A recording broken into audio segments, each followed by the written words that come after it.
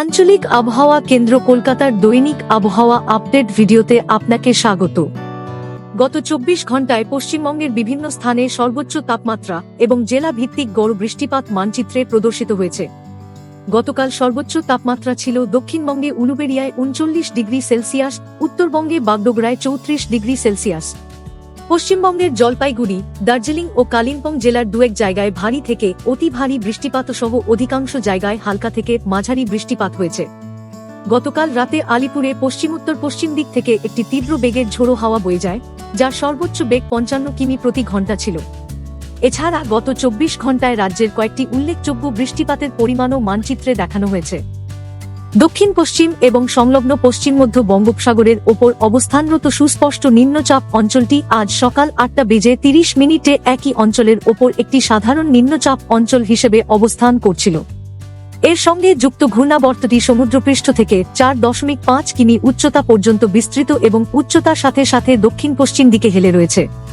পূর্ব পশ্চিম নিম্নচাপ অক্ষরেখাটি বর্তমানে সমুদ্রপৃষ্ঠ থেকে 0.9 কিমি উচ্চতায় উত্তর বিহার থেকে উত্তর গাঙ্গে পশ্চিমবঙ্গ হয়ে দক্ষিণ আসাম পর্যন্ত বিস্তৃত রয়েছে। আগামী 7 দিনের আবহাওয়ার পূর্বাভাস মানচিত্রে প্রদর্শিত হল।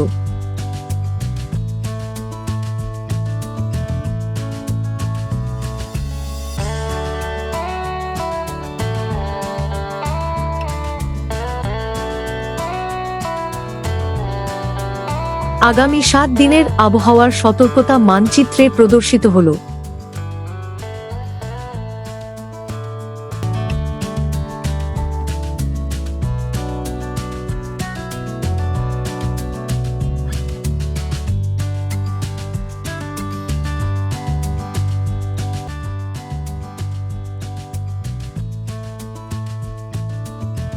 বজ্রপাত বা মেঘগর্জন সহ প্রবল বৃষ্টিপাতের সময় কোনো নিরাপদ স্থানে আশ্রয় গ্রহণ করুন।